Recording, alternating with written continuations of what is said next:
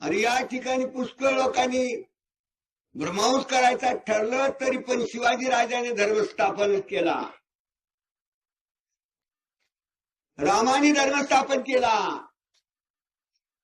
कृष्णाने धर्म स्थापन केला. शेवटला ज्या वेळेस अत्याचार झाला शिवाजी राजांनी स्थापन केला. आणि आताच्या कलियुगामध्ये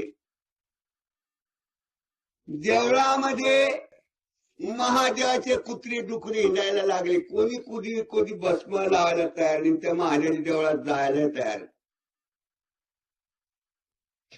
त्यांचे ते कोट उस्तरून तिथे लाकडं दगड घेऊन आपल्या घराला लावायला लागले.